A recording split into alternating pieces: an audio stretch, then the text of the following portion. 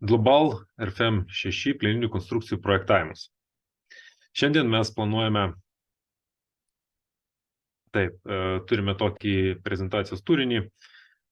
Pirmą mes labai trumpai apžvelgsime įrankius, kurie yra skirti plieninių konstrukcijų projektavimui. Tai yra tiesiog, kad mes kažko nepraleistumėm kalbėdami apie RFM6. Toliau mes jau paties RFM6 aplinkoje sudarysime skaitinį modelį, įvesime apkrovas, sudarysime derinius ir atliksime tiek lenkiamo, tiek gniuždomo elemento projektavimą. Taip, tai šiandien norėčiau tiesiog irgi apibrėžti, kad šiandien pagrindinis tikslas yra pasižiūrėti tokią bazinę eigą, kaip darbo su RFM6, kalbant apie plieninės konstrukcijas, ką būtina įvesti, kas nereikalinga, sakykime, tam tikrose vietose. Ir mes dabar šiandien fokusuosimės pagrindai į taip vadinamą ekvivalentės kolonos metodo taikymą. Tai yra bene plačiausiai taikomas ir labiausiai paplitęs, sakykime, taip, plieninių konstrukcijų skaičiavimo metodas, ir pasižiūrėsime, kaip jisai veikia RFM6 aplinkoje. Taip, tai aš tada keičiu ekraną.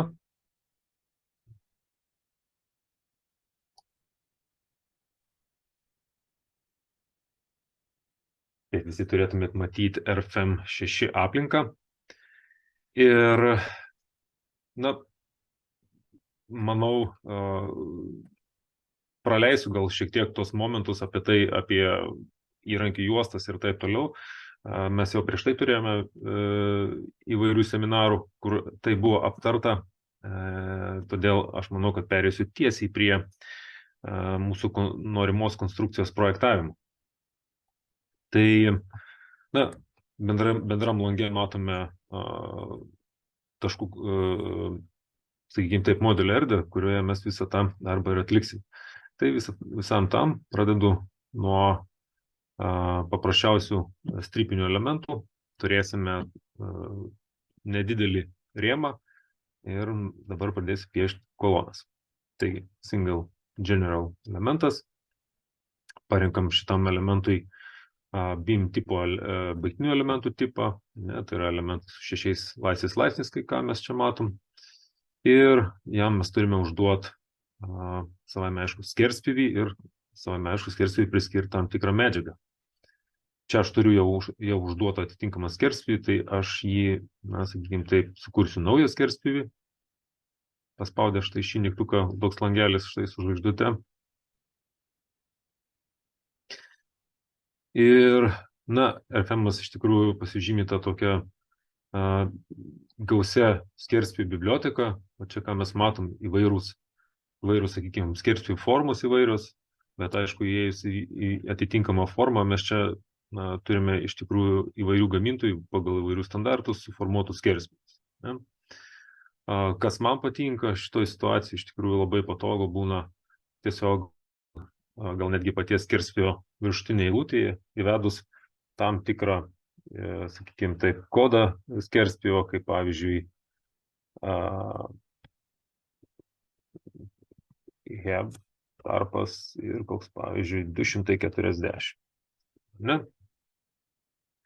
Tai programa iš karto pagal tą kodą jinai susiorientuoja, koks tai turėtų būti skerspjūvis, ko aš noriu. Ir taip pat prie skerspjūvio turėčiau priskirti ir plieno tipą. Turime čia plieną S235.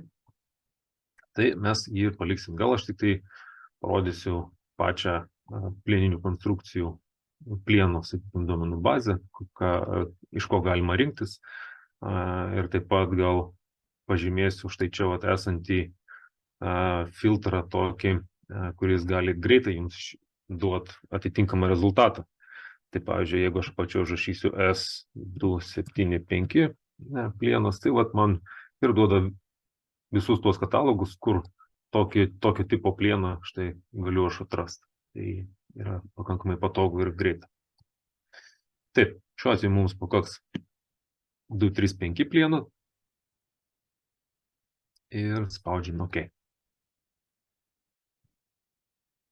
Taip, plienas parinktas. Aišku, mes turime galimybę formuoti ne tik, sakykime taip, tolygiai kintantį, tolygų skerspjūvį, ne, tai yra, kai skerspjūvis nekinta per elementų ilgį, bet mes turim galimybę ir įvairiausių, sakykime, įvairiai formuoti mūsų elementą. Čia vienas iš paprastesnių, tai yra, sakykime taip, tolygiai kintantis skerspjūvis. Tai mes tokiu atveju turėtume užduoti skerspjūvį elemento pradžioje ir elemento gale, ir tokiu atveju jisai modifikuotųsi iš to mažesnio skerspjūvio į didesnį ar kažkas panašaus.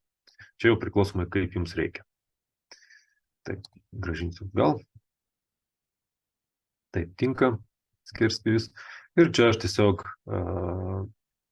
noriu nurodyti elemento ilgį. Tai čia nurodysiu elemento ilgį, sakykime, kolonos aukštis bus 4 metrai. Atsuksiu, sakykime taip, čia tiesiog mygtukas, kuris, matot, elementas tarsi būtų kursoriaus apačioje dabar, jeigu šitą paspaudžiu, elementas kursoriaus viršuje, tai yra kursoris elemento viršuje. Aš norėčiau šitaip dėti savo elementą. Ir mums pakanka tiesiog štai vieną skerspjūvį pasidarysiu ir sekančius tiesiog elementariai iškopijuosiu. Kopijavimas labai paprastas, tiesiog pasižymiu skerspjūvį, nuspaudžiu Ctrl mygtuką ir tiesiog su drag and drop funkcija galiu elementariai kopijuoti skerspjūvį.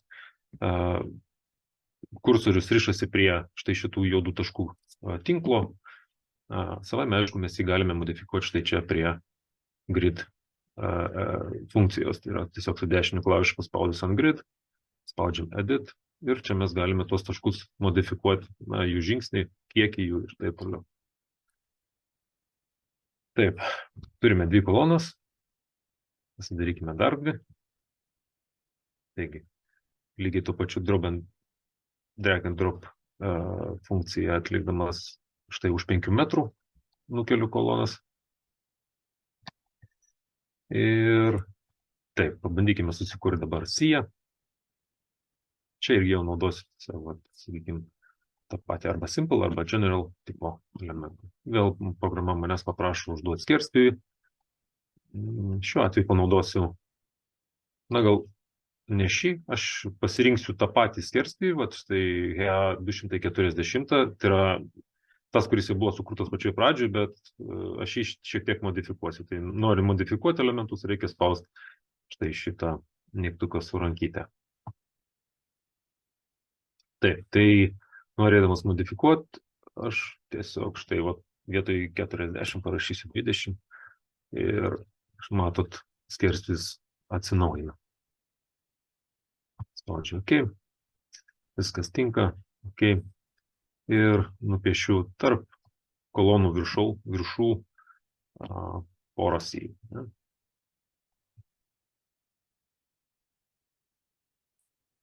Taip. Pamiršau nupiešti dar vieną siją, bet aš dabar tiesiog elementariai irgi su copy funkcija štai nukopijuosiu siją į tos sijos galą ir irgi dabar jau su drag and drop funkcija, nespausdamas Ctrl mygtuko, paimsiu už mazgo ir nusinešiu. Nepataikiau mazgą. Taip. Įjunkim, kad mums matytųsi. Viskas. Arba kol kas taip, kad būtų.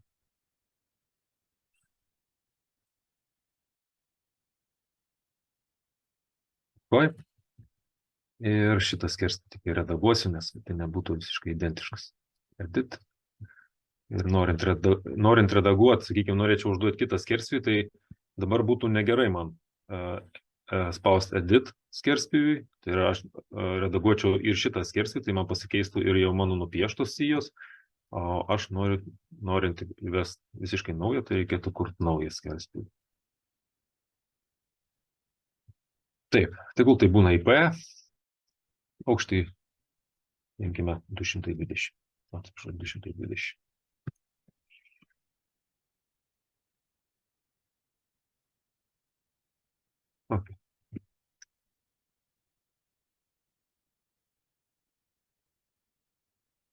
Dabar iš karto nenorėdamas užbėgti savo už akių, aš šiek tiek noriu į priekį pasakyti tokį momentą, ta prasme, kad RFM, norint sulieti elementus, dažniausiai tenka elementas kelti ten pusiau, ne? Tarkim, šiuo atveju mazgai jungiasi mazge, tai viskas yra tvarkoje šitoje vietoje, bet jeigu aš dabar norėčiau šitą siją nukopijuoti, sakykime, porą kartų iš šono, ne, kad ta būtų kaip šalutinė sija, o čia turėčiau pagrindinės sijas, tai tokiu atveju man gali tekti, sakykime taip, šitą savo pagrindinės sijas kelti į dalis, ne, kur mano šalutinės sija jungtųsi mazge. Tai tokiu atveju mes šiek tiek prarandam, sakykime, tam tikrą dalį informacijos, tai yra, kad mūsų elementas tampa jau nebe vientisas ir vėliau atliekant projektavimo, sakykime, darbus, šiek tiek atsiranda niuansų su skaičiuojamų ilgių nustatymu. Bet visa tai yra labai paprastai sutvarkoma. Tai aš čia pritaikysiu dabar du tokius galimus variantus, kaip mes galėtumėm pasielgti. Vienas atvejis, kaip sakiau, mes turėtumėm skelt, ne? Tai sakykime taip, kad perskelt, aš tiesiog įeisiu į šitą štai siją, member ir divide member into distance. Tiesiog nurodysiu kažkokį atstumą, kuriame turėčiau perskelti elementus. Taip, nurodysiu atstumą pusantro metro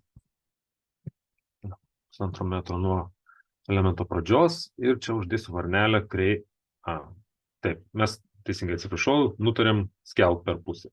Ne, tai šiuo atveju nededu šitos varnelės, tai tokiu atveju mazgas skels mano elementai dalis. Spaudžiu apply. Na ir tiesiog pusantro metro iš kitos elementų pusės. Noriu uždėti. Irgi lygiai taip pat. Spaudžiu. OK. Atsiprašau, čia man dabar nebe tą elementą jis buvo pažymėjęs. Ir čia vėl taip pat divide member, distance ir dabar tiesiog pusantro metro nuo elemento galo. Okay. Taip, tai turiu suskaidyti elementą pusantro metro, 3 metrai ir pusantro metro. Tai čia vienas atvejis. Kitas atvejis, mes galime atlikti tą pačią manipulaciją.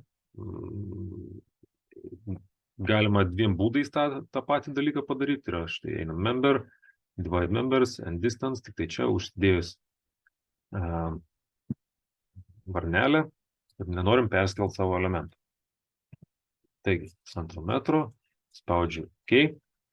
Ir aš dabar kol kas netęsiu, noriu tiesiog parodyti, štai atsirado, štai šitoj vietoj atsirado papildomas mazgas, bet matot, kad elementas vis dėlto jis yra vientisas. Ne? Tai yra tas mazgas, kuris priklauso mūsų elementui, bet jisai neskelia mūsų elemento į dalis. Ta informacija apie šitą mazgą, jinai savame aišku prisiriša prie mūsų elemento, tai jeigu aš paspausiu double click ant elemento, štai čia pas mus atsiranda papildomas skiltis, užsideda varnelė, štai čia notes on member, ir čia atsiranda papildomas skiltis, kur parodyta mūsų elemento išskaidimas. Čia dabar aišku tik tai procentinė išraiška, galiu nuimti to procentą ir bus absoliutinė išraiška. Šitas mazgo padėtis, sakykime, elemento atžvilgiu. Galime netgi čia įvesti, irgi lygiai taip pat galime įvesti sekantį mazgą. Štai. Ir tokiu atveju mes turėsime štai čia elementai irgi mazgą. Ne? Taip, gal man nebuvo būtina kurti abiejose pusėse šitų mazgų, aš tiesiog norėjau parodyti, tarsi, sakykime, mazgų įvedimo funkciją. Man būtų užtekę vienoj pusėje tokios kaip pagalbinius mazgus susikurt ir tada, tarkim, pasiimu štai šią siją, irgi vėl spaudžiu Ctrl ir štai kopijuoju vieną į kitą. Čia pasigrau raštą, pasirodo. Štai. Ir štai čia mazgą pasigaunam. Ir tik tai pastikrinsim, ar mūsų čia mazgai sutapo. Ne, tai vienas mazgas, tai viskas yra tvarkoje. Dar vieną kopiją panašau.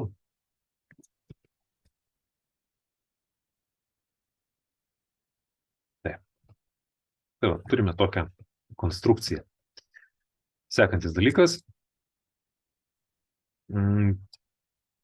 Uždėkime dar vieną aukštą ant mūsų konstrukcijos ir po to dar vieną dalį pratęskime į šoną. Tai gal paprasčiau bus taip, jeigu mes vieną dalį dabar iš karto pratęsim į šoną, kur mūsų taip standžioji pusė.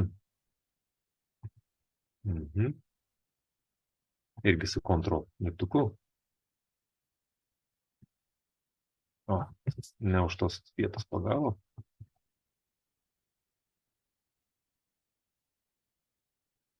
Tai, čia vat, iš tikrųjų kartai, reikia šiek tiek gal pripratimus to drag and drop kopijavimo funkciją, bet labai patogu yra, kai mes jį tiesiog išsitempiam, matosi iš principo kursoris stovi prie to mazgo, už kurio laikysi. Tai tada tokiu atveju nėra taip sudėtinga jau ir tą kopiją padaryti. Na ir toliau sekantis etapas, sakykime, kopijuojame šitą visą dalį į viršų. Tokia nesudėtinga konstrukcija, sakykime taip. Nėra čia kažko, gal kažkas ir mintinai gali suskaičiuoti, sakykime taip, bet mes naudosimės programą. Ko neįvedžiau? Neįvedžiau štai čia elementuose šarnyrų. Sakykime, mūsų šalutinės sijos yra atremtos šarnyriškai. Tai aš pasižymėjau visas šalutinės sijas. Pažymėjau aš jas taip tiesiog, su pele. Aišku, šiuo atveju, kai schema maža, yra labai patogu, bet jeigu yra didesnė schema, tai verta naudoti funkciją views. Štai čia mes turime views funkciją ir, sakykime, taip turime tokius filtrus pagal nutylėjimą ir pagal turimas savybės elementų. Tai vat, sakykime, taip norim išsifiltruoti elementus pagal jų skerspjūvį ir norim matyti, sakykime, tik tai štai vat, IPE skerspjūvį. Tai tokiu atveju aš galėčiau jos ir taip, sakykime, taip pasižymėti, tai būtų gal patogiau dideliai schemai esat. Taigi, su dešiniu klavišu ant member, edit ir mes čia uždedam, kad norim šarnyrus įvesti, inches, įvesime, galime pasinaudoti esamų, galime kurti naują šarnyrą, tai paspausiu tiesiog kurti naują ir, poslinkio atlaisvinimas, šiuo atveju aš uždėsiu tiesiog φ(z) atlaisvinimą. Taigi, Taigi čia buvo tas, kurį mes sukūrėm, tai jį ir panaudosiu. Ir elemento pradžioj, ir elemento gale. Taigi matom tokie burbulai užsidėjo, čia simbolizuojate šarnyrą. Šito filtro mums jau nebereikia, tai tiesiog aš galiu arba jį deaktyvuoti štai čia, cancel visibility mode, arba galėjau tiesiog čia nuimti varnelę. Taip, lygiai taip pat norėtumėm įvesti, sakykime, sijas. Teisingai jos yra mums. Šitos yra perskeltos.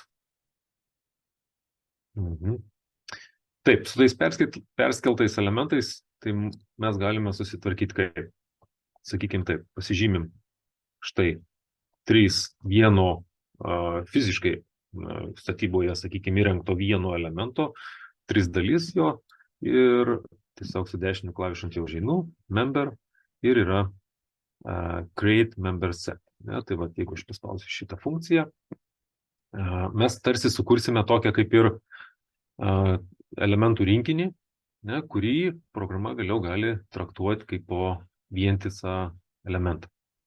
Ir mes, sakykime, tai ir projektuoti jį galim vėliau kaip vientisą elementą. Tai, sukūrus tą rinkinį, apie jį atsiranda tokia apibraiža. Štai tokia punktyras toksai. Tai mes dabar galim žymėti irgi arba pavienį tą rinkinio elementą, arba paspaudę ant tos apibraižos žymime visą rinkinį. Tai jeigu aš dabar klikant viso rinkinio, matau viso rinkinio savybės. Čia yra mūsų visų rinkinių duomenų bazė. Sakykime, vieną aš dabar sukūriau, galiu sukurti antrą. Nebūtina, sakykime, taip, galiu pažymėti, tarkim, gerai, gal čia, kad nebūtų per daug pripažymėti elementų, galiu sužymėti štai šitaip keletą atvejų ir su member, create member set, programa pati automatiškai suranda, kurie elementai logiškai gali formuoti rinkinį ir juos kuria. Na, tai tokiu atveju mes štai sukūrėme tarsi štai vieną rinkinį čia viršui dar ir vieną rinkinį čia apačioj. Ir jeigu įeisiu į visus rinkinį, tai matom visi 3 rinkiniai automatiškai iškart prieinami. Taip, sekantis etapas, uždėkime atramas. Na, šiuo atveju tiesiog formuosiu gal elementariai standžią atramą kolono apačioj.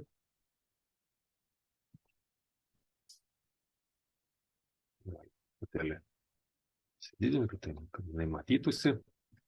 Ir pabandykime dabar uždėti papildomas apkrovas. Tai mes jau iš karto pagal nutylėjimą turime savą svorį įvertintą. Štai čia viršuje mes turime mūsų pirmojo load case'o atvejį. Įeikime į visų load case'ų redagavimo langą.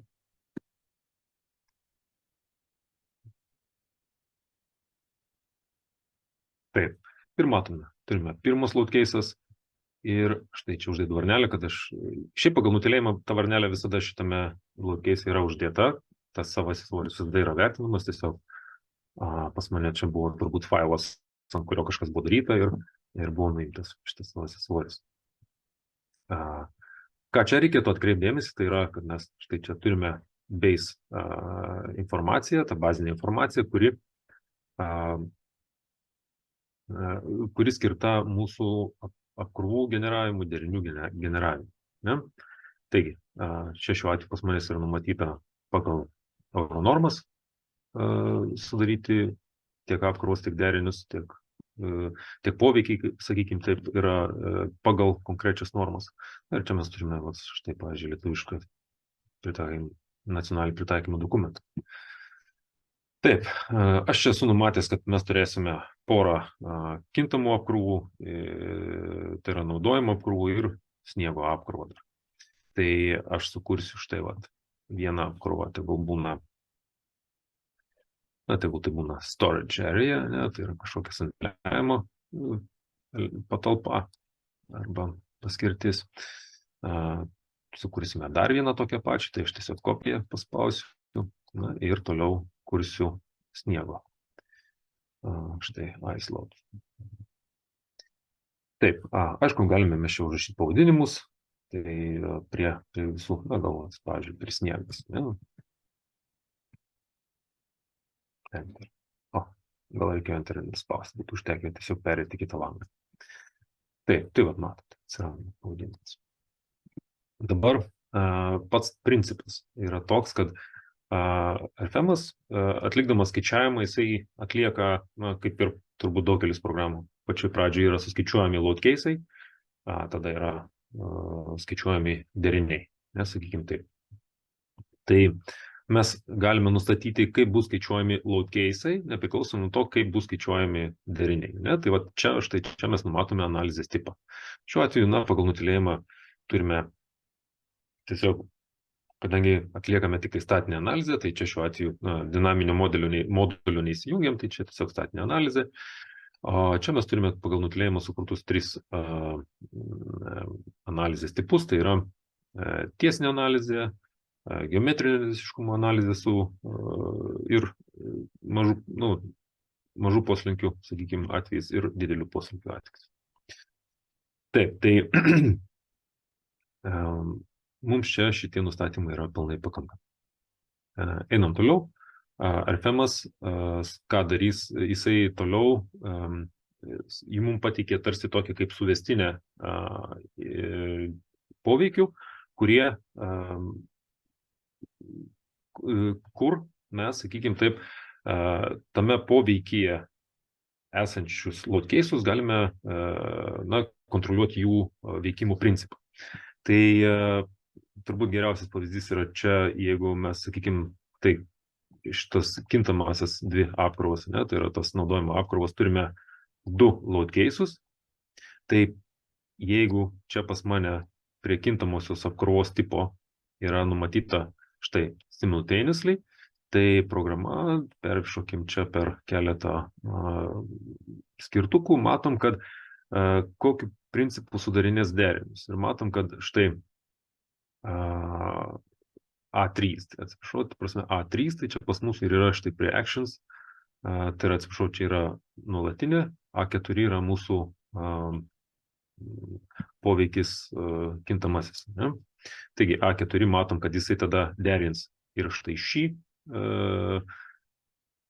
tai yra derins visus poveikis. Na ir galų gale mes gautume štai tokią, na, sakykime, visą virtinę kombinacijų, kur pas manęs ir vienam derinį galės atsirasti ir load case 2, ir load case 3 ir taip toliau. Ne?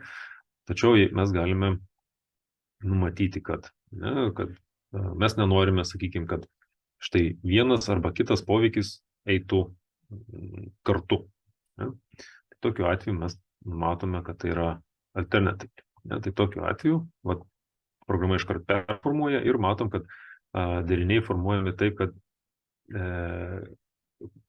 load case'ai LC2 ir LC3 jau ne vienoje vietoje, ne vienam derinį nebeina kartu. Ne? Dar, sakykime taip, gal įdomesnė funkcija šitoje vietoje yra, jeigu, tarkim, gerai, jeigu būčiau sukūręs 3 tokius, sakykime, štai load case'us, kurie yra priskirti konkrečiai šitam poveikiui, tai tokiu atveju aš turiu galimybę numatyti numatęs differently.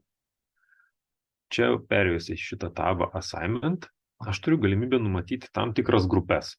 Tai yra, kaip pavyzdys, aš noriu, kad pas manęs LC2 būtų pirmoji grupiai, LC3 irgi būtų pirmoji grupiai, o LC5 būtų antroji grupiai. Tai dabar pas manęs deriniai programa galės sudaryti derinius taip, kad jinai tik tai vieną šitą apkrovos load case paims iš šitos pirmos grupės ir tada galės jį priderinti prie šitos antros grupės. Jeigu čia nėra nurodytos jokios grupės, tai jinai paima tik tai vieną iš load case'ų. Tai galim pasižiūrėti, kaip tai atrodys, sakykime, ištempinto langą, daugiau matytųsi. Matau, kad ir LC2 įeina ir LC5 įeina, o jūs niekur nerasite čia pas manęs derinio, kur įeitų ir LC3 ir LC2 kartu. Nėra to. Ne? Bent jau aš nematau. Tai kaip ir viskas veikia. Tvarko. Tai patį principą pasiaiškinom šitoje vietoje apie derinių sudarimą, o dabar pereikim prie paties, sakykime, šiek tiek prie skaičiavimų. Šiuo atveju, kaip bus atliekama analizė, tai mes galime nurodyti štai čia tiesiog prie derinių sudarimo taisyklės. Pavyzdžiui, štai, kol kas aš kitus derinius aš atjungsiu, kad jų negeneruotų, kad jų neskaičiuotų, sakykime taip, o pašnekėkime dabar apie ULS derinį. Ne? Taigi, ULS derinys, jisai bus sudarytas pagal štai šią taisyklę. Mes galime čia pasitikrinti, kokia tai taisyklė.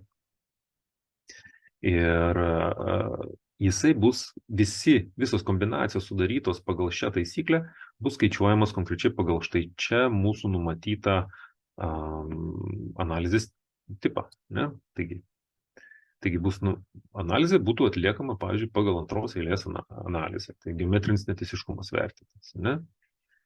Jeigu nori, ir visą tai matosi jau įėjus į pačias kombinacijas. Štai, tarkim, užeinu ant kombinacijų, matot, nebeliko man čia tų SLS tipo kombinacijų. Štai einu per visas kombinacijas ir matau, kad štai čia yra nurodyta, kad antros eilės analizė visur bus atliekama. Ne? Jeigu aš pakeičiu, čia pakeičiu į tiesinę analizę ir nueinu prie kombinacijų, dabar matau, kad per visus derinius einant, matau, kad tiesinė analizė bus atliekama. Mes gal ir pasilikim prie šitos tiesinės analizės, nes skaičiuojant ekvivalentės kolonos metodų mes galim taikyti tiesinę analizę. Ne? Taip. Tvarkoj. Kas mums liko čia? Liko užpildyti tuos mūsų jau sukurtus load cases. Spaudžiu OK. Ir taip. Aš dar į savo svorį įvesiu po šiek tiek apkrovos nuo perdangų konstrukcijos, sakykime taip, ne? Tam panaudosiu štai čia. Einu atgal į mūsų modelio medį ir čia, arba čia mes galime susirasti, štai va yra load wizard, ne? Arba galime prie insert load, va štai čia yra load wizard, ne? Irgi va tas pačias funkcijas. Aš panaudosiu štai funkciją member loads from area load. Tai va, spaudžiu new load ir, sakykime, tiek stogui, tiek perdangom aš uždėsiu tą pačią apkrovą, 5 kPa savo svorio apkrovą. Aš numatau, kokiam load case'ui ta apkrova turėtų būti priskirta. Galiu pakeisti vėliau, jeigu yra poreikis, tiesiog į apkrovą einu ir pakeičiu, ne? Ir taip, čia mes numatome pačią apkrovą, kryptį jos ir, aišku, kaip jinai išdėstyta gali būti. Ir man čia belieka nurodyti tiesiog plotą. Dabar plotas gali būti nurodytas dvejopai, ne? Tai arba štai aš paimu, apibrėžiu štai tokį plotą, pagavo mazgą, tai plotelį apibrėžiu, arba galiu štai nurodyti per čia, nurodyti tokias kaip po, taip vadinamas, celės, ne? Tai programa pamato, kur yra mūsų konstrukcijoje uždaras kontūras ir tarsi sugeneruoja tokią kaip virtualią celę. Tai man belieka tiesiog, va, pavyzdžiui, čia pasirinkti va, stogė esančias tokias 3 celės ir tas, na, plotas bus sugeneruotas. Dabar aš norėčiau, sakykime, apkrauti tik tai šalutinės sijas, o mano ta sugeneruota apkrova, jinai visame plote jinai veiks, ne, ir ant visų konstrukcijų bus uždėta apkrova. Tai tiesiog matosi čia, vat, geltonai yra pažymėtos tos konstrukcijos, ant kurių ta apkrova bus užsidėjusi. Tai aš, tarkim, noriu nuo pagrindinių sijų nuimti tą apkrovą. Tai šiuo atveju panaudosiu funkciją member parallel, tai yra remove influence from, ne? Tai ir nurodo vieną elementą, programa tiesiog suras kitus lygiagrečius tam elementui elementus ir ant jų apkrovos nebeuždės. Taigi spaudžiu OK. Ir štai matom, mums sugeneruota yra apkrova ant kiekvienos sijos atskirai. Čia tiesa matome vat, tokį kaip išskaidytą vaizdą, bet vat, uždėjęs ant tos apkrovos ir paspaudus display separately mes matom, kad galima ir vienaip ir kitaip ją pamatyti, ne? Taip. Tegul su savo svoriu būna viskas. Dabar paimkime su kintama apkrova. Irgi panaudosiu tą pačią funkciją. Tiesa, čia mes dar turime tokią vat, member loads from free line load, ne? Tai yra iš principo jau tai, ką ir sako, pavyzdžiui, galėčiau liniją užpiešti išilgai, na, sakykime, taip pat per vidurį šitų sijų ir linijai užduoti, tarkim, 10 kN į tiesinį metrą ir ta apkrova bus užskaidyta ir sukoncentruota į taškinės apkrovos ant mano sijos. Na, principas tas pats, kas vat, su šita ploto apkrova. Bet aš naudoju vėl šitą ploto apkrovą. Ir taip, tai bus LC2. Taip, tegul tai būna, pavyzdžiui, 10 kPa. Ir man visai patinka tas celės principas ir aš tiesiog štai vat susirinku, na, gal susirinkau šiek tiek daugiau negu kad norėjau. Taip. Gal iš naujo aš čia negaliu taip paprastai nujungti. Taip, sakykime, kad mano LC2 veiks štai čia.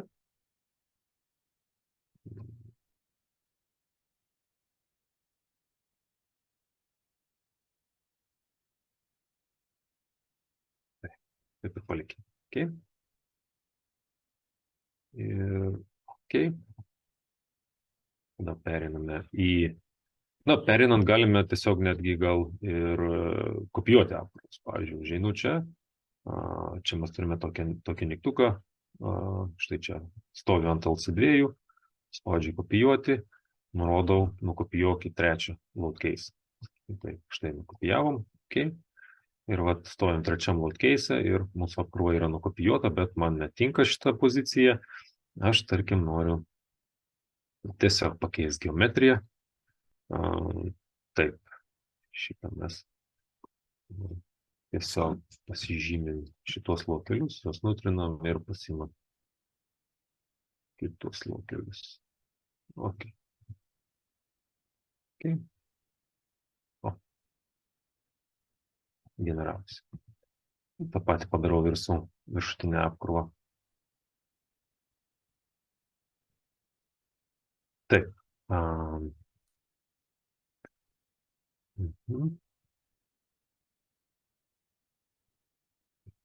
Klijuojam. Čia LC5 ir OK. Oi, spaudžiam OK. Ir mes stojame LC5 ir lygiai tą patį padarau čia. Double click. Keičiam geometriją. Na gal, sakykime, šiuo atveju panaudokim kitą būdą. Apibrėžkim štai čia šitą kvadratą. Gerai.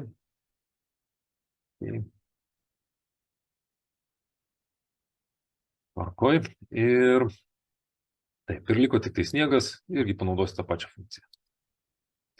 Sniego aš noriu užduoti lygiai tokią pačią apkrovą kaip ir LC5, tai aš tiesiog nukopijuosiu, tik tai pakeisiu dydį apkrovos. Ne, okay. Ir štai ne 10, o 1,6, pavyzdžiui. Ne? Okay. Tai va. Na dabar sakykime, aš truputėlį grįžtų į situaciją, kai štai mano visi šitie poveikiai iš kintamos tos naudingos apkrovos gali veikti ir kartu. Ne, tai aš gal uždėsiu tokį kaip taisyklę, kad jie gali veikti kartu arba ne. Ne. Bet vienas dalykas, ko aš nenorėčiau, sakykime taip, nenoriu, kad kai yra sniegas, kad būtų naudojama LC5 apkrova. Ne, nes šita LC5 yra ant stogo, o sniegas irgi ant stogo. Sakykime taip, prisnigo ir mes ten nieko nesandaliuojam, ar kažkas panašiai. Ne? Tai jeigu noriu tokį ryšį įrašyti, tai tada aš turėčiau štai čia prie design skilties, design situation, štai consider inclusive, exclusive load cases ir sukuria tam tikrą taisyklį. Pavyzdžiui, čia tiesiog numatau, kad šita apkrova sniego niekada negali eiti su štai šituo LC5. Tai visuose deriniuose, kur pamatysime LC5, ten neturės būti sniego ir atvirkščiai. Tai, ir action combination. Čia galime padaryti, pasižiūrėti tiesiog, kaip patys poveikiai yra kombinuojami, na, o čia jau galutinės kombinacijas. Tai jeigu peržiūrėjus, čia gal truputėlį man taip, LC5, LC4 nėra čia. Nematom, čia yra LC4, bet LC5 nėra. Ne? Taip, tai vadinasi, iš tikrųjų viskas veikia. Tvarkoj. Spaudžiam skaičiuot. Calculate all. Skaičiuojam įražus.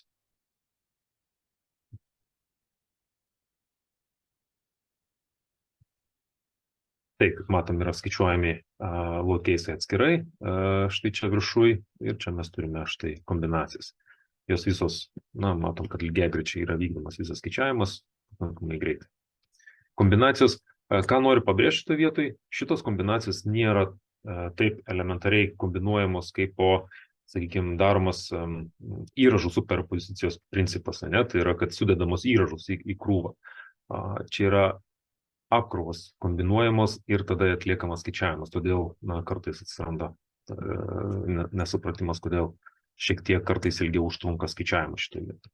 Bet mes galime, aišku, ir tiesiog paprašyti programos, kad mums, pavyzdžiui, sukurtų rezultatų kombinaciją, tai tokiu atveju taip ir irgi programavimam atliks, sakykime, taip, įražų sumavimą. Tai būtų daug greičiau, aišku. Taip, poveikį aš matyti nebenoriu. Turime tiek lenkimo momentus, tiek savame, aišku, visas kitas įražas. Ir štai čia nuo kiekvieno derinio atskirai galime pasižiūrėti, arba štai čia galime pasižiūrėti gaubtinę nuo OLS derinių. Ne? Tai va. Taip, sekantis dalykas. To, ko aš pastebėjau, kad truputėlį užbėgau savo už akių ir nepakalbėjau apie tai RFM naudojamų funkcijų. Ne? Tai va čia iš tikrųjų dabar labai gera proga prie to pereiti. Ir aš grįžtu šiek tiek vieną žingsnį atgal. Tai yra aš tai einu, arba čia vat, į Edit Base Data, arba čia tiesiog atsistoju su dešiniu klavišu Base Data. Ir čia prieš kuriant, sakykime taip, visą failo duomenys, kokioje erdvėje mes dirbsime, kur bus saugotas. Ir štai mes turime tokį skyrelį add-ons. Tai čia iš tikrųjų matosi visi RFM moduliai. Taigi, kas liečia plieną šiuo atveju? Plienas savame, aišku, liečia štai stress strain analizės. Tai šita analizė, akimirką aš čia truputėlį gal pažymėsiu, štai va, eina kalba apie štai šitą modulį. Čia yra, sakykime taip, gal labiau taikoma lakštinių konstrukcijų projektavime, kai mes turime, kai neturime aiškiai apibrėžtų įražų, kaip po skaičius, tai yra ašinė jėga ar dar kažkas, bet mes turime plote išskirstytus intensyvumus, tai tokiu atveju mes turim galimybę palyginti ekstremalius įtempius su galimais atlaikomais įtempiais. Toliau, savaime aišku, čia Steel Design, tai yra tiesiog elementarus plieno projektavimas pagal 3 Eurokodą. Tai visos Eurokodo taisyklės čia yra naudojamas. Konstrukcijų projektavimui, mano galva, yra vienas iš svarbiausių dalykų, tai yra vienas iš svarbiausių, tai yra structural stability, tai yra stabilumo analizė, kai mums tenka pasitikrinti, ar dėl konstrukcijos stabilumo. Arba, sakykime taip, jeigu yra klausimas, kokį skaičiuojamą ilgį mums čia verta būtų prisimti, tad tokiu atveju mes turim galimybę išanalizuoti visus derinius, visiems deriniam išanalizuoti, atlikti stabilumo analizę ir pasižiūrėti, kuris derinys yra kritinis, sakykime taip, ir tokiu atveju nuo tų kritinių taškų pradėti projektavimą. Taip, dar vienas, sakykime taip, labai, manyčiau, svarbus, bet ne visada būtina įtaikyti, tai yra torsional warping modulis.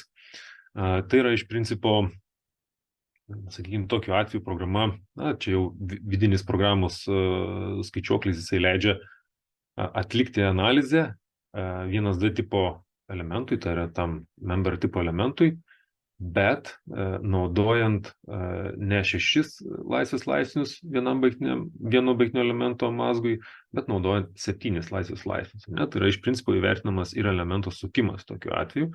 Ir šis modulis leidžia iš tikrųjų gerokai praplėsti plieninių konstrukcijų projektavimo galimybės ir, jau lab, kad Euronormas numato tokio tipo skaičiavimą. Bet tai yra, sakykime, jau šiek tiek gerokai už ekvivalenčios kolonos metodo taikymo. Tai šiandien mes to tikrai nepaliesim. Ir dar vienas labai sparčiai tobulinamas, tai yra steel joints, tai yra plieninių konstrukcijų projektavimui, plieninių konstrukcijų mazgų projektavimui skirtas modulis, kur jau mazgas yra traktuojamas, sakykime,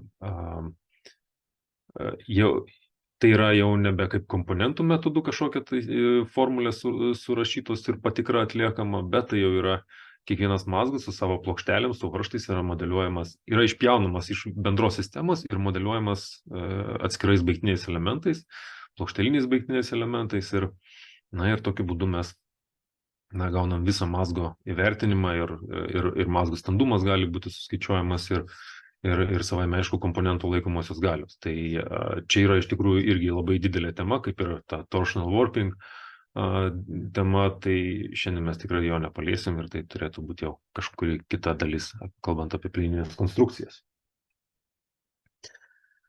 Tai vat, aš aišku dar norėčiau tik paminėti, kad jeigu eina kalba apie kažkokius specifinius skerspjūvius, to, ko neturi RFM-as, ne, apie specifinių skerspjūvių kūrimą, tai yra atskiras produktas, yra R-section, kuris leidžia kurti savo skerspjūvius, juos analizuoti, skaičiuoti efektyviuosius skerspjūvius, jeigu kalba eina apie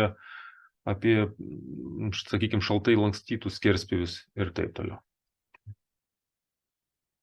Taigi, pagrindiniai, sakykime, plieninėm konstrukcijom skirti moduliai. Tai aš pamiršau įjungti. Mes šiandien taikysim keletą modulių, tai yra plieno projektavimą ir stabilumo analizę. Peršokus į kitą skiltį, mes matome, kad mes galime užduoti ir normas, pagal kurias bus plienas projektuojamas, nacionalinį pritaikymo dokumentą ir taip toliau. Taigi, įjungus tą, sakykime, funkciją Steel Design, tai iš karto kiekvienas elementas turi daugiau informacijos. Jeigu atkreipė dėmesį, prieš tai, kai aš kūriau elementus, tai pas manęs buvo tik tai štai šitas main skiltis ir section skiltis. O dabar aš jau turiu ir design type, design configuration ir design support and deflection. Tai yra jau grinai projektiniai duomenys, kurie skirti mūsų elemento projektavimui. Tai čia dar kartą paminėsiu, aš jau daug kartų esu turbūt sakęs, tai yra pagrindinis skirtumas nuo RFM 5, šitas 6 kom skiriasi, tai yra, kad visa informacija yra dabar vienoje programoje. Tai nebėra taip, kad mes dalį informacijos sukūrėme RFM ir dalį kažkokio projektavimą atliekam paprogramiai. O dabar viskas yra vienoje vietoje. Taip. Taigi, cancel. Kad nesiblaškyti su visais elementais, aš juos visus atjungsiu jų visų projektavimą. Taip, kurti mūsų member. Štai čia member, edit ir pasakysiu, kad aš noriu juos visus, štai atjungiu, kad jų neprojektuotų, o jie bus kaip elementai, bet jų mes neprojektuosim. Ir šiuo atveju aš dabar tik tai pasiimsiu vieną siją ir atliksime jos skaičiavimą. Taigi, double click ant šitos sijos ir taip, šitą siją mes norėsim projektuoti. Kaip matot, aš atlikinėjau pakeitimus, sakykime, tai su projektiniais duomenimis, bet įrašus vis dar išlieka paveikslėlį. Tai reiškia, nepakeičiu nieko, kas susijęs su įrašom, tai reiškia, tas rezultatas yra vis dar išlaikomas. Taip. Turiu siją, kurios skerspjūvis yra HE220, kurie apkrauta dviem koncentruotom apkrovom nuo šalutinių sijų. Ir, sakykime taip, turime, šita sija bus lenkiama ir dabar klausimas, kaip mes ją traktuojam. Aišku, galime ją traktuoti kaip visiškai išsipjaunam siją, uždedam dvi koncentruotas apkrovas. Jeigu neįvertinsime tų suvaržymų, kurie atsiranda dėl šalutinių sijų darbo, tai turėsime kaip vieną ištisą siją ir, savime, aišku, vienas iš kritinių taškų šitoje vietoje būtų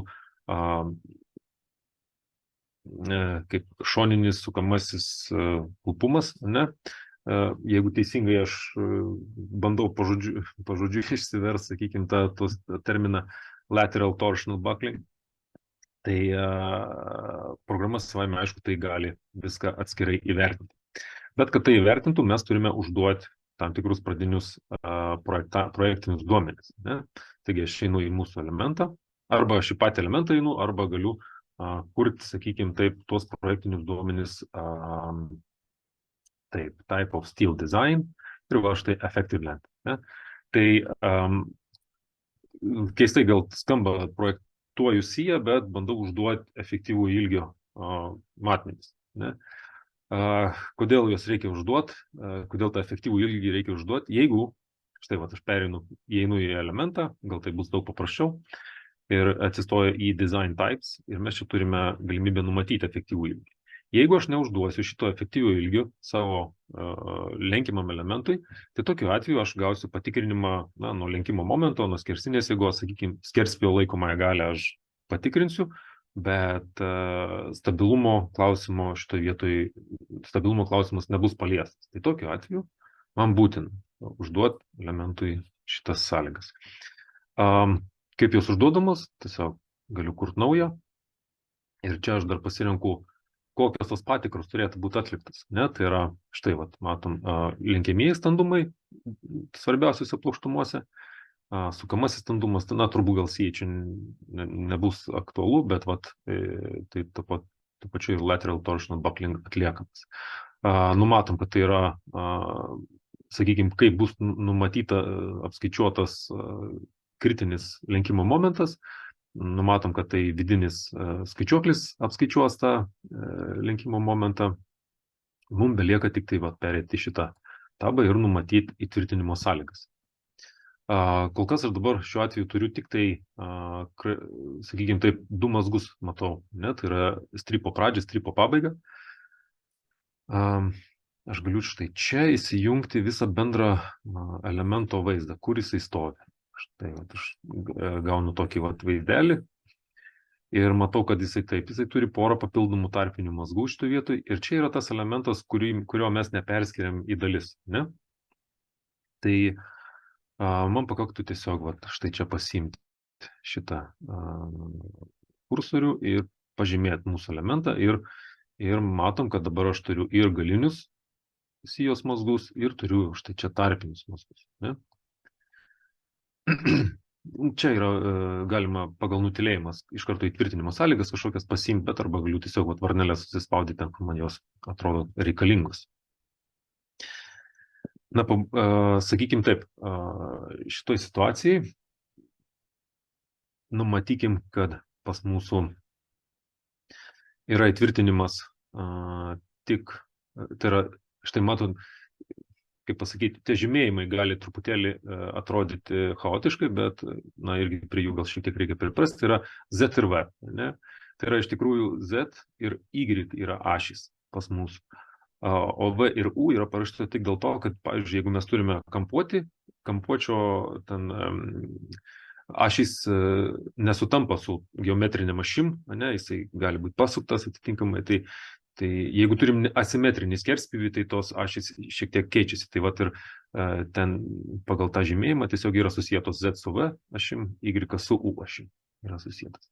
Šiuo atveju mes, sakykime taip, įtvirtinkim elementą iš plokštumos ir šitoj vietoj mums užteks, elementas ten šalutinės sijos jungiasi šarnyriškai, tai tikėtina, kad šito turėtų pakakti mums.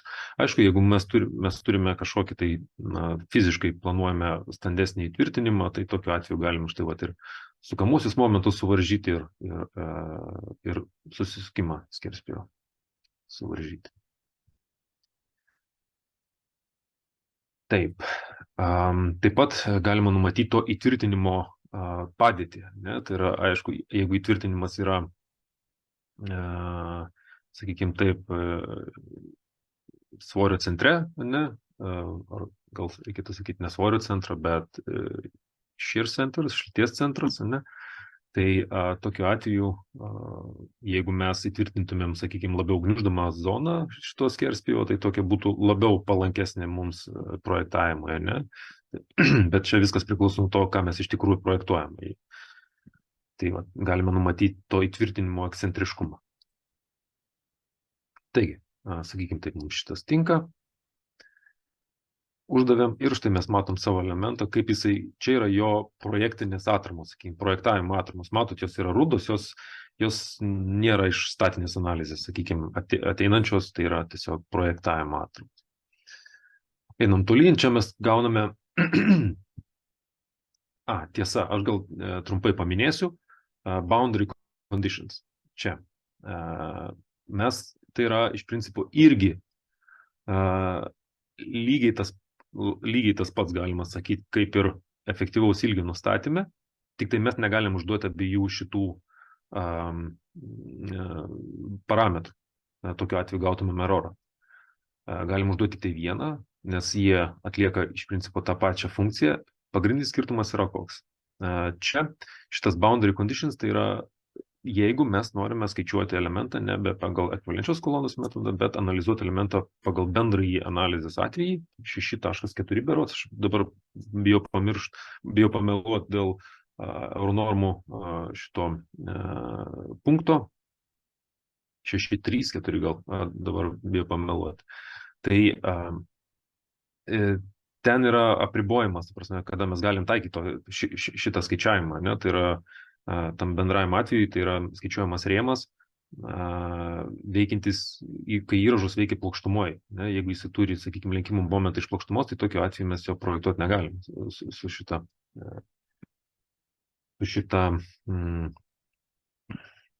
funkcija. Tai, bet jeigu mes projektuojam konkrečiai va tokį rėmą, tai mes tikrai galim užduoti šitas boundary conditions, jos iš tikrųjų leidžia pakankamai daug parametrų įvesti, sakykime, gal aš parodysiu tik tai, aš galėčiau, tarkim, užduoti mazgui ne tik, sakykime, kažkokį tai įtvirtinimą, bet ir galiu kaip spiruoklę užduoti, aprašyti tą spiruoklę, sukamasis, standis ir taip toliau. Tai jeigu tai yra ilgas elementas, kaip mes kur sudarėm iš tų daugelio elementų padarėm vieną member setą, tai mes galim ir atlaisvinimus atitinkamus numatyti atitinkamuose mazguose ir taip toliau. Tai yra iš tikrųjų pakankamai, irgi turbūt žiūrėdamas į laiką matau, kad tektų dar į kitą dalį nukelti šitą uždavinį. Taip, einu tolyn, tai yra design configurations, turime projektinius duomenis, tai čia mes, sakykime, pasižiūrėkime tiesiog, kas čia yra. Tai yra pagrindiniai duomenys, kaip mes projektuosime, į čia ką visi koeficientai iš euronormų, sakykime taip, ne? Tai yra arba štai čia vienas iš tokių įdomesnių koeficientų, tai yra stability analysis with second order internal forces, ne? Tai yra čia, jeigu mes atliekame visuminę analizę savo konstrukcijos ir toj visuminėje analizėje įvertinam ir globalius, ir lokalius netobulumus, ir dar deformuotą schemą įvertinam, tai tokiu atveju mes turime galimybę, sakykime, visą projektavimą elementų atlikti su geometriniu ilgiu ir iš principo belieka tik tai patikrinimas skerspjūvį padaryti. Savaime, aišku, dar ir stabilumo analizė tenais prieš tai turėtų būti prasukta, ne? Tai čia kaip irgi, sakau, čia kokia antra, trečia dalis mūsų plėninių konstrukcijų analizė.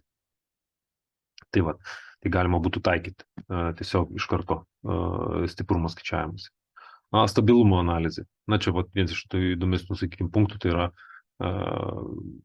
štai lateral torsion buckling, pagal kurią formulę bus skaičiuojama, tai mes turime galimybę rinktis arba pagal tą bendrąjį atvejį, arba pagal, jeigu įmanoma, pagal, sakykime,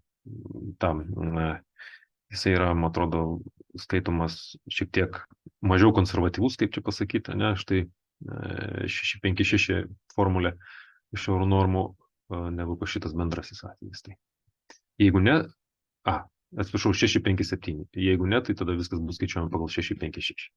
Ir iš principo su stabilumu susiję parametrai. Ne?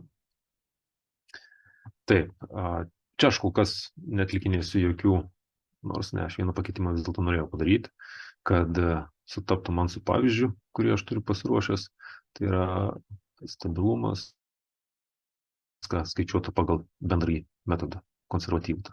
Okay. Taip, tinkamumo ribinio būvio, tai čia pagrindai yra štai, mes turime ribinės įlinkių reikšmės, ne, ir ugnies atsparumą, jeigu to skaičiavimą atlieka. Ir toliau turime design support deflection, tai šiuo atveju aš tik tai numatysiu, kad, gerai, įlinkis man yra aktualus tik tai Z kryptim, ne, štai, ir aš noriu numatyti. Tiksliau, matau, kad ilgis yra ir taip jau gerai apskaičiuotas, tai man gali, arba jeigu matau, kad iš atskirų segmentų jisai, pavyzdžiui, jeigu mes tikrinčiau elementą iš atskirų segmentų, ne, tai aš galėčiau tiesiog tam viduriniam segmentui tiesiog užduoti jam skaičiuojamai kažkokį ilgį ir jisai tada palygintų su kritinėm reikšmėm. Šiuo atveju viskas labai gražiai sutampa. Taigi, ok. Taip, kadangi įražas yra suskaičiuotas, aš tiesiog paleidžiu projektavimą, tai mes vieną tik tai plieninį elementą projektuojam, įražų jau nebeskaičiuojam, tik tai va plieno dalis skaičiuota buvo. Ir štai čia mes gauname tiek statinę analizę, tiek plieno analizę. Ne, va štai matome mūsų sija. Na, čia galim pasižiūrėti detaliau. Štai, Steel Design. Čia yra tiesiog overview. Ir mes čia galim pasižiūrėti Design radius on member. Ne?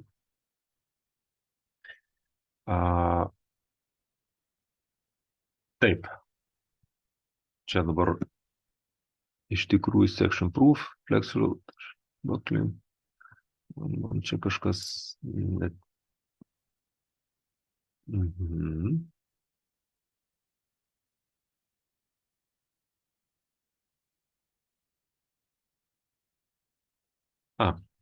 Viskas tvarkoja, iš tikrųjų. Pamatęs raudoną šitą nesitikėjau. Sakykime taip. Mintis yra ta, kad taip, aš truputėlį pakoregavau, man atrodo, įražas įvesdamas. Iš kur tas nelaikymas atsirado mums, matom, kad tai yra stabilumo analizė. Ir tiesiog paspaudęs double click ant šito, ant šitos patikros, aš galiu pasižiūrėti, iš kur čia viskas atėjo. Ne? Tai yra, štai yra gaunama konkrečiai to taško patikra su visom formulėm, su visom reikšmėm, iš kur pagal, sakykime taip, pagal nuorodas į euronormas, iš kur viskas ateina. Taip, toliau, ką dar norėčiau atkreipdėmėsi, kadangi programa atlikinėjo tą vidinį, sakykime, patikrą, atsiprašau, stabilumo analizę atlikinėjo su savo vidiniu skaičiuokliu, tokiu atveju yra galimybė, štai va čia mes matome ir deformuotą schemą šito elemento. Taip.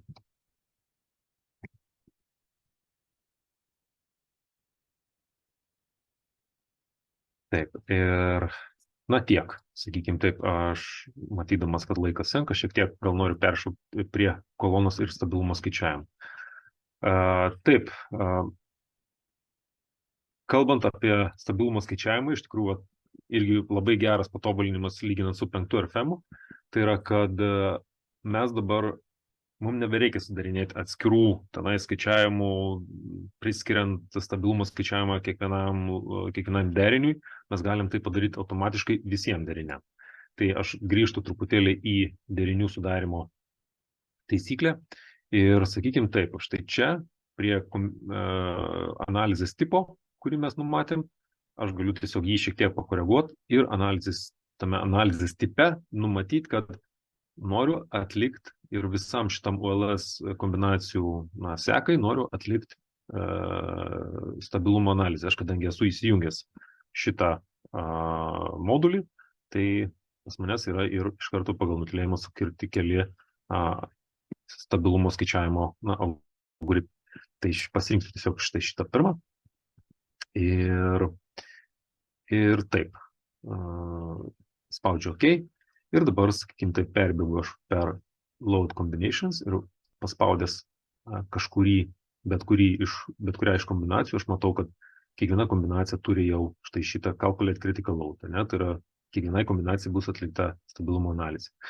Taigi, spaudžiu OK. Ir taip, reikia ištrinti šiek tiek rezultatų, nes pakitimas atsirado. Na ir spaudžiu skaičiuoti viską. Dabar turėtų būti sugeneruotas baigtinių elementų tinklas ir iš pradžių bus suskaičiuotos visos kombinacijos. Va štai matom, yra SA, tai yra čia mūsų statinė analizė, ne? Tai yra šitos kombinacijos yra statinė analizė. O tada pagal statinės analizės rezultatus bus štai sekantis blokas kombinacijų, tai yra stabilumo analizė. Tai matom, yra vienas blokas įveikiamas ir po tos lygiagrečiai yra pradedamas stabilumo analizės skaičiavimas. Ir tokiu atveju mes turėsime nuo visų ULS kombinacijų, sakykime, tą stabilumą. nereikia mums kurti kiekvienos, sakykime, taip atskirai šitoje vietoje. Taip. Ir taip, statinė analizė, tai dabar aš perbėgsiu, jau kadangi mes atlikome ir stabilumo analizę, štai čia perbėgsiu į stabilumo analizę. Ir matom, iš karto mes gaunam tam tikrus skaičius. Čia berods, critical load factor, čia aš gaunu tokias kaip kritinės reikšmės iš karto ir galiu, sakykime taip, inspektuoti, kaip deformuojasi mūsų konstrukcija. Matom, kad pirmoji klupumo forma, sakykime, šiuo atveju yra, kad, kaip čia pavadinti, mūsų štai šitos kolonos aukštesnės, jos klumpa vieną pusę, ne, štai matome, ne, ir kritinis jėgos koeficientas, ne, alfa kritinis, gal taip galima vadinti, yra 2,5. Ne, tai yra iš principo, jeigu ir atlikinėtumėm netiesinę analizę savo šitom kombinacijom, tai tokiu atveju mes gautumėm tokį kaip ir, sakykime, skaičiavimas galėtų būti atliktas, ne? Nes jeigu čia gautume mažiau negu vienetą, tai netiesinė analizė tiesiog nepajėgtų suskaičiuoti konstrukcijos ir tiesiog gautumėm nestabilumą. Ne? Tai vienetinė matrica vadinama. Taip, tai geras dalykas iš šitos stabilumo analizės mes galime susidaryti įspūdį apie tai, koks turėtų būti mūsų elemento skaičiuojamasis ilgis. Tai kaip tai padaryti, kaip tai susirasti, tai galima būtų surasti prie stabilumo analizės ir čia išskleidus štai results by members ir čia užėjus ant štai effective length and critical loads by member. Ne? Šitoj vietoj norėčiau atkreipti dėmesį. Labai svarbus dalykas, tai yra mes negalim, sakykime taip, kiekvienam elementui priskirti kiekvienos, bet kurios tos klupumo formos. Jeigu norim nusistatyti tą tikrąjį klupumo ilgį, tai mes turime ir atsirinkti tą konkrečią klupumo formą, kuriai esant mūsų elementas praranda stabilumą. Ne? Tai kaip čia yra skaičiuojama? Visa tai priklauso nuo ašinių jėgų ir čia iš principo yra taikoma ta pati Eulerio formulė, ne, stabilumui nustatyti, tai yra kritinė jėga apskaičiuoti, o vėliau, kadangi jau turim kritinę jėgą, vėliau programa turi galimybę atskaičiuoti šitos skaičiuojamų ilgio koeficientą. Ne? Tai turime kritinę jėgą ir turime skaičiuojamų ilgio koeficientą, na ir čia tiesiog yra jau galutinis skaičiuojamasis ilgis pateiktas. Na, sakykime taip, paanalizuokime štai šį elementą. Jisai, sakyčiau, turėtų būti šiek tiek įdomesnis. Tai jo pirmoji klupumo forma čia turbūt ta ir bus. Mes, aišku, galim peršaukti per kitas. Ne, sakykime taip. Aš manau, kad gal ir jam reikėtų priskirti. Manau, kad iš tikrųjų šitą formą reikėtų priskirti, nes jisai klumpa irgi lygiai kartu su visa schema ir apie, sakykime, silpnąją ašį. Ne? Taip, aš matau, kad čia būtų antroji klupumo forma, ne?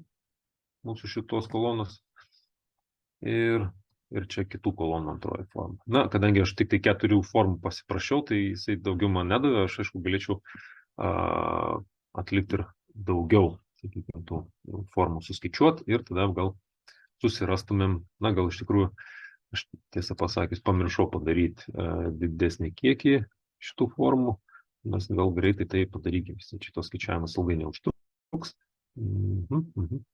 Štai čia mes pakoreguokime šitą analizės tipą ir paprašykime, na, pavyzdžiui, 20 formų. Ne? Ir calculate all. Iš čia paleisim.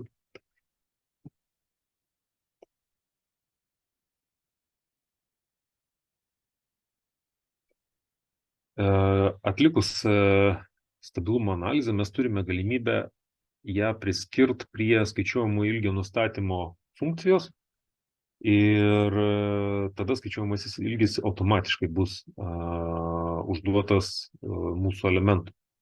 Ne, tai va, aš tuoj parodysiu, bet reikia vienas iš svarbiausių dalykų, tai yra būtina nusistatyti tikrąją tą klupumo, savo elementų klupumo formą. Priešingų atveju, pasirinkus neteisingą klupumo formą, tada gali būti, sakykime taip, blogiausiu atveju perdėm optimistiškai įvertintas skaičiuojamasis ilgis, nuo ko labai, žinoma, priklausys ir galutinė laikomoji galia. Tai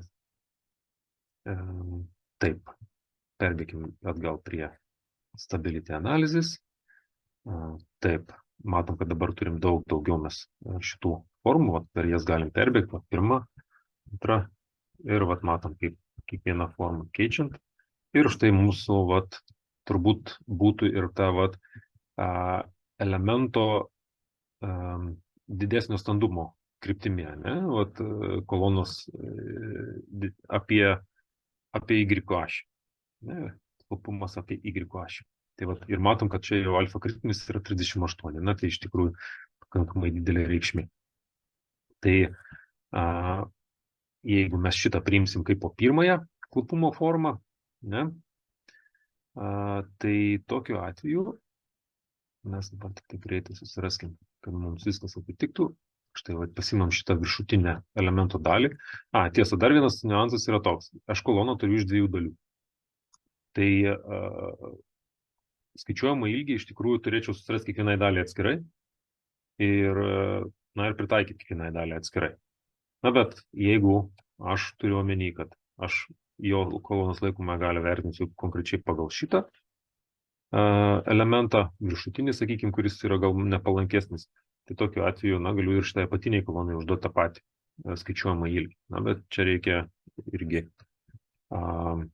Tokiu atveju gaunasi, kad jeigu abiem kolonom užduosiu tą patį skaičiuojamą ilgį, gali būti, kad viena iš jų yra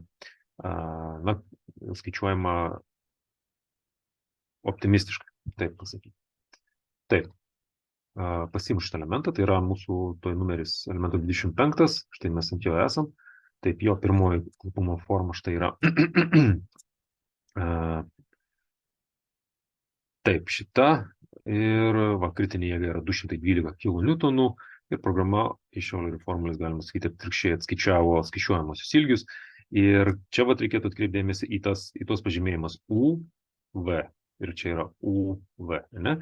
Tai atsimenat, aš minėjau, kad V tai atitinka Z ašį, U atitinka Y ašį. Čia mes turime klupumo formą apie Z ašį. Taip, apie Z ašį, tai iš principo kreipiam dėmesį štai į šitą skaičių. Tai čia ir bus mūsų skaičiuojamų ilgio koeficientas. Kodėl jis yra toks didelis? Jis yra toks didelis, todėl kad aš čia turiu, matot, elementų ilgis yra toks. 4 metrai. Jisai iš tikrųjų, sakykime, šitą elementą aš atskirai išsipjausiu, bet jisai dirba kartu su štai visų šitų elementų. Ne? Tai jeigu padauginsim mūsų geometrinį ilgį iš šito koeficiento, gausime apie 20 metrų skaičiuojamą ilgį. Tai jeigu visos kolonos atžvilgių vertint, visos kolonos aukštis, ir čia, sakykime, taip yra 8 metrai, tai tokiu atveju, aš greitai pabandysiu padalinti, nes šiuo atveju turime, bendras ilgis 19,58, gerai, padalinti iš 8, tai jeigu visos kolonos atžvilgių, kažkas tai apie 2,5 atskaičiuojamasis ilgis, ne? Tai toks atvejis. Taip, tai kodėl gali kilti klausimas, sakykime, nes čia, sakykime, yra kaip, yra mūsų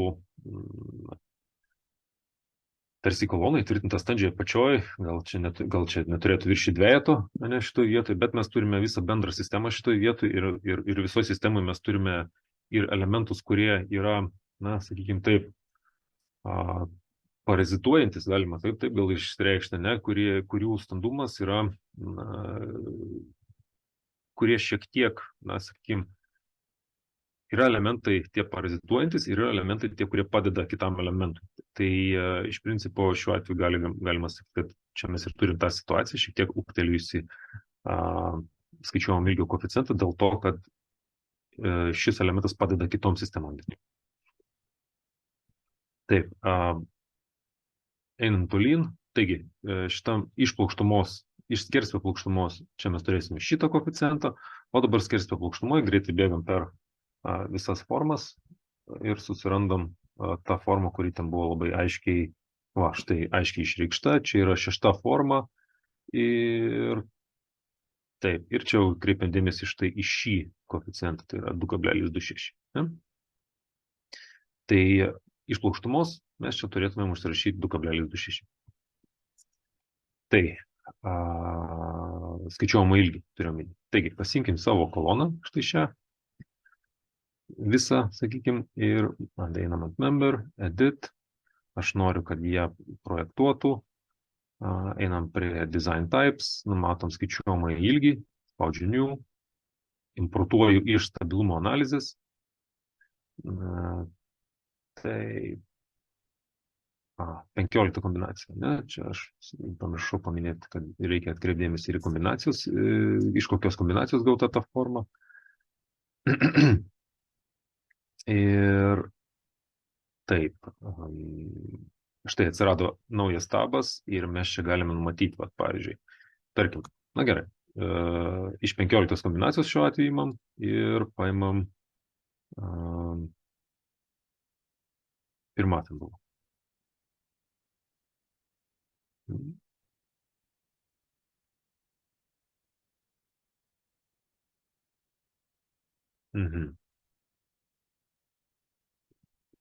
Man kažkai išėdėsi biškai didesnis šitas koeficientas.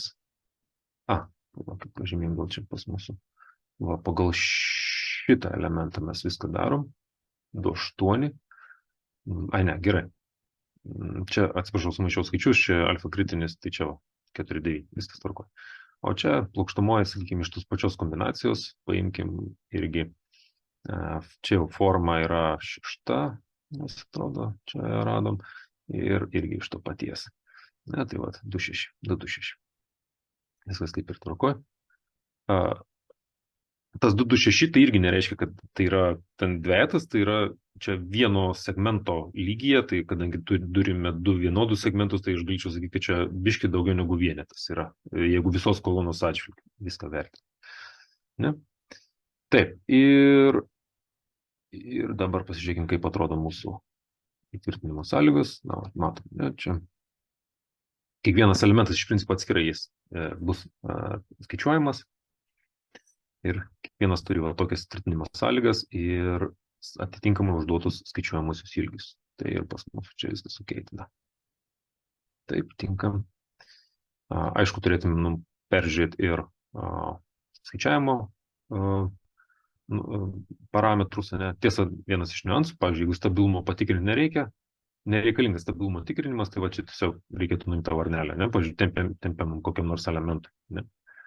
Ir tvarku. Spaudžiu OK. Ir, paleidžiu skaičiavimą, šiaip įražų nebeturėtų skaičiuoti, turėtų tik tai plieninę dalį daskaičiuoti, taip jau galima išsireikšti. Ir mes einam pasižiūrėti į rezultatą, tai yra štai prie Steel Design ir non-designable, ne? Skersti kažkokį paimą netinkamą pagal elementus.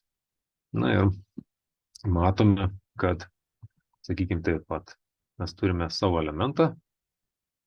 Tai yra skaičiuojama kaip po, dar kartą pabrėžiu, tai yra ekvivalenčios kolonos metodų skaičiavimas atliekamas ir kiekvienas elementas yra tarsi ištraukiamas iš sistemos su savo skaičiuojamu ilgiu. Ne? Ir jų patikra taip atrodo, skerspėjo laikomoje gale, gniuždymui, šlyčiai, lenkimui, ne, ir po to stabilumas. Stabilumas 1, 2.